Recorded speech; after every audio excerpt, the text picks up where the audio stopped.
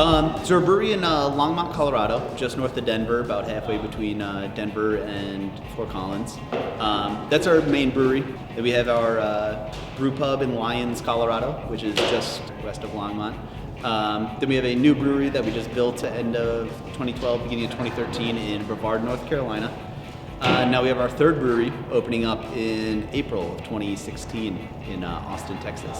So it started with Dale Katechis. It started in the early 90s, and then he bought a little restaurant in Lyons, Colorado in the late 90s. Started brewing beer there with the flagship Dale's Pale Ale.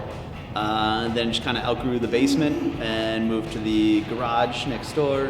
And kind of outgrew the garage and moved into the production brewery in Longmont. All the while, also continuing on with the restaurants.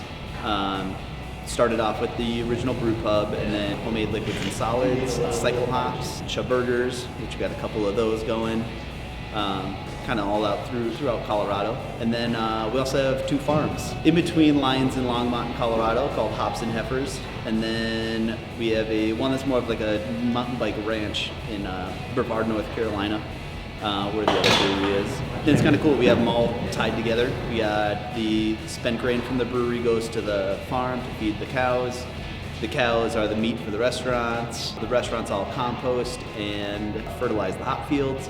And all the hops get used in our one-off specialty beers in the fall. In sales, the only people beating us are Sear to that. So, we got our core brands. Dale's our flagship, #1 selling pale ale in Colorado. It's a fantastic pale ale. A little bit stronger than most, but finishes incredibly clean. It's just kind of a good staple, everyday drinking beer type of pale ale. Then the rest of our core, we've got a Czech-style Pilsner and Mama's Little Yellow Pills. We got a Scotch Ale and Old Chub. We got a throwback IPA, kind of our crushable IPA in Pinner. And then we just came out with our new IPA, Oskar Blues IPA, which is all Australian hops, super juicy, fruity, just a delicious IPA. We're kind of credited as the first craft brewery in a can, craft beer in a can.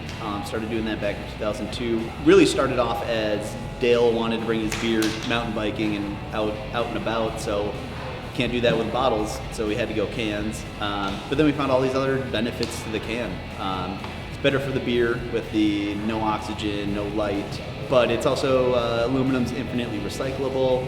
It's a lot lighter, so we can ship about a third again as much beer per shipment, which really cuts down on our carbon footprint. First brewery to start doing a 19.2 ounce Imperial pint can, and the Crowler, which is a 32 ounce instead of a growler. It's a crowler. You just fill up on a little one canning crowler station that a lot of breweries have now. A lot of local guys have been picking them up. If anybody ever gets a chance to visit Colorado or North Carolina for that matter, but I highly recommend going to the brewery. It's a ton of fun. Everybody's got a dog and a bike and super laid back atmosphere.